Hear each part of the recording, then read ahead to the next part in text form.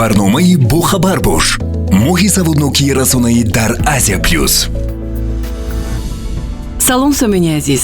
телевизиону радио, рӯзномаву сомона ва агентиҳои иттилоотӣ дар умум васоити ахбороти омма ва шабакаҳои иҷтимоӣ ба зиндагии рӯзмарраи мо чунон ворид шуданд ки бидуни онҳо ҳаёти имрӯзаро тасаввур кардан мушкил аст.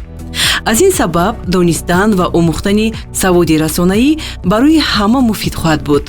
бо назардошти ин гуфтаҳо мо тасмим гирифтаем бароятон силсилаи барномаҳо оид ба саводи расонаиро таҳия ва пахш намоем.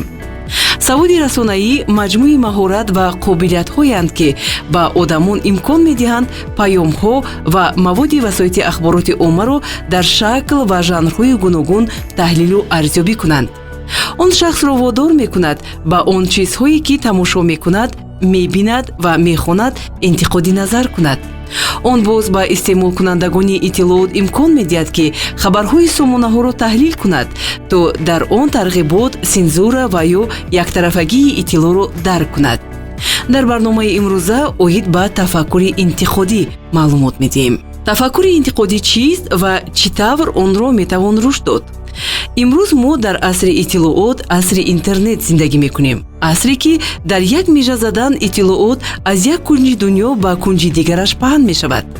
иттилоот аз манбаъҳои мухталиф сарчашма мегирад ва на ҳамеша дақиқу ростин аст.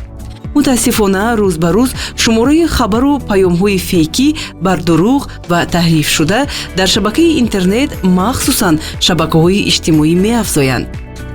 танҳо ба туфайли тафаккури интиқодӣ, критическое мышление, яъне бо назари шубҳа нигоҳ кардан ба маълумот, мо метавонем хабари бар дурӯғро аз ростин ҷудо кунем. барои ҳамин имрӯз тасмим гирифтем дар бораи тафаккури интиқодӣ ва чӣ тавр рушд додани он ба шумо маълумот диҳем. тафаккури интиқодӣ чист? тафаккури интиқодӣ яке аз малакаҳои асосии асри 21 аст ки ба шахс имкон медиҳад то иттилоотро таҳлил кунад, хулоса барорад, маълумотро қабул ё рад кунад ё мавқеашро оид ба ин ё он мавзӯъ муайян намояд.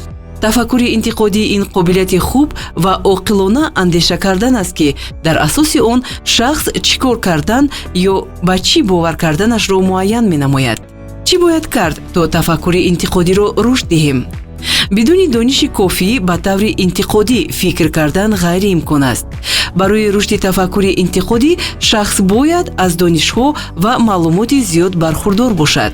пеш аз баҳодиҳии интиқодӣ ба мушкилот, он бояд аз ҳама ҷониб таҳқиқ карда шавад. шахс бояд вазъро дар заминаи рӯйдодҳои дигар бубинад ва бо мурури замон рушди онро пайгирӣ намояд.